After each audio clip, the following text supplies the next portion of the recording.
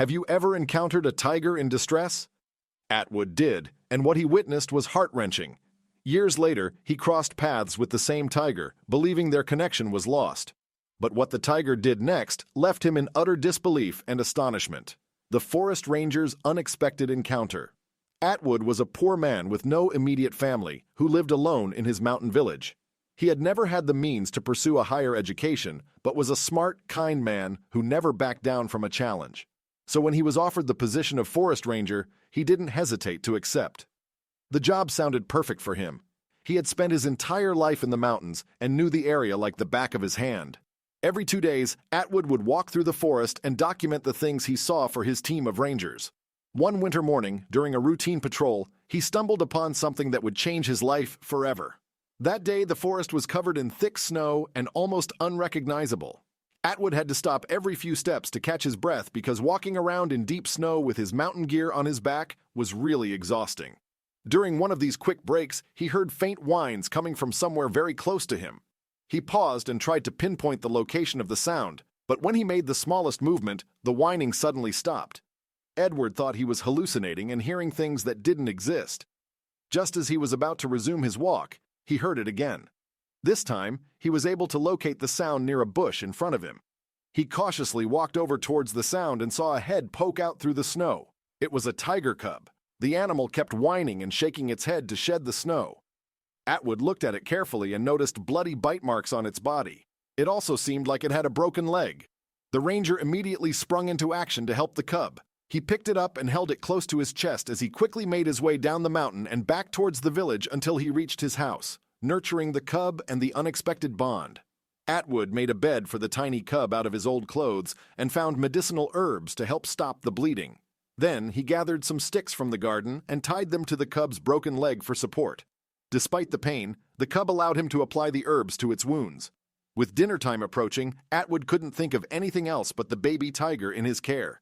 He knew it must be hungry, but he wasn't sure what to feed it. Suddenly, a thought struck Atwood's mind. His dog had recently given birth and had a fresh supply of milk. Hurriedly, he gathered some of it into a bowl and brought it back to the tiny tiger cub, hoping it would be enough to sustain it through the night. The tiger, exhausted and aching, seemed interested in the milk. Atwood held the bowl close to its mouth, and to his relief, the cub slowly began to lap up the milk with its tongue. This gave Atwood hope that the cub would hang on. Days turned into weeks, and Atwood devoted himself entirely to looking after the baby tiger. He continued feeding it with the dog's milk, and with each passing day, the cub grew stronger and bigger. Its injuries gradually healed, leaving behind a long scar on its leg. As time went on, the frail cub transformed into a majestic tiger, and Atwood named it Gore. The bond between them grew deep, and Gore would often accompany Atwood on his patrols throughout the mountain. The release and a miraculous reunion.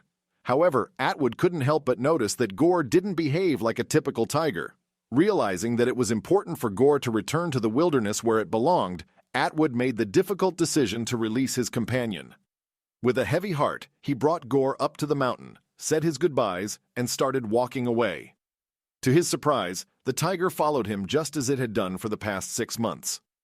Atwood tried everything to make Gore stay in the mountains, resorting to yelling and shouting. Frightened, the tiger ran off into the forest, and Atwood returned to the village with tears in his eyes. Time passed, and he didn't see Gore for a long while. During one of his routine walks, his life took an unexpected turn.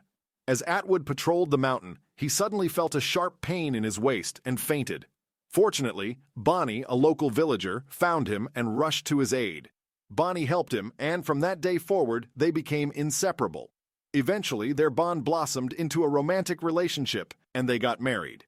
Despite his declining health, Atwood continued his patrols, refusing life-saving surgery due to its high cost. 3 years had passed since that fateful day when Atwood first encountered the majestic tiger cub, Gore. Time had flown by, but the memory of their bond remained etched in his heart. Life had continued, and Atwood found himself patrolling the wilderness, his senses alert to any sign of danger. Little did he know that fate had a surprising twist in store for him. On this particular day, as Atwood traversed the rugged terrain, a plume of smoke caught his attention. His eyes widened in alarm as he realized it was the telltale sign of a raging forest fire. Panic surged through his veins, for he was alone and vulnerable. The flames encroached upon him swiftly, threatening to consume him in their fiery wrath. In his weakened state, Atwood stumbled and collapsed onto the ground. The scorching heat seared his skin, and despair enveloped him like a suffocating shroud.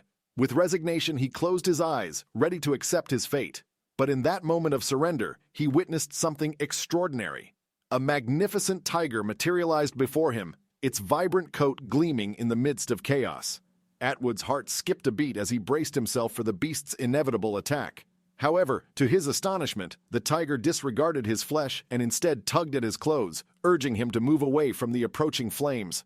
Confusion mingled with gratitude as Atwood found himself crawling behind the tiger, who skillfully led the way down the treacherous mountain.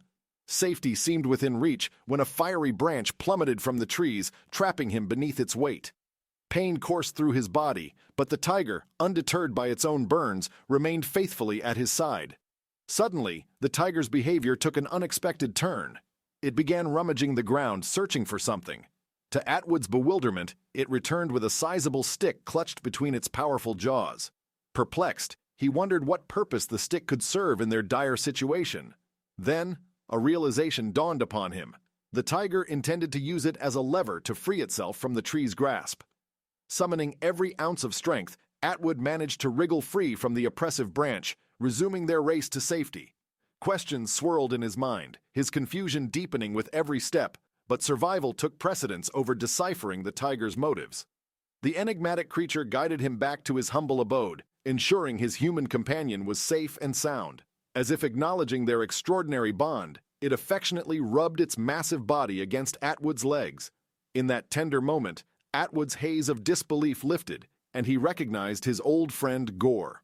Though time had passed, Gore had grown into a magnificent, commanding presence, bearing a long scar on its leg, a testament to their shared history. Overwhelmed by emotions, Atwood couldn't contain himself and called out the tiger's name. As if in response, Gore's eyes met his, and a thunderous roar of appreciation echoed through the air. Regrettably, their reunion was short-lived. The call of the wild beckoned, and Gore, now aware of its place in the world, returned to its natural habitat. Atwood longed for his old companion to stay a while longer, but he understood the tiger's rightful home lay elsewhere. Outside his home, Atwood was greeted by his wife Bonnie, who embraced him tightly, thanking her lucky stars for his miraculous survival. However, when Atwood shared the incredible tale of his salvation, of how the tiger he had once rescued had returned the favor, Bonnie marveled at the profound bond they shared. From that day forward, Atwood knew that his connection with Gore would forever endure, their destinies intertwined in a remarkable tale of friendship and loyalty.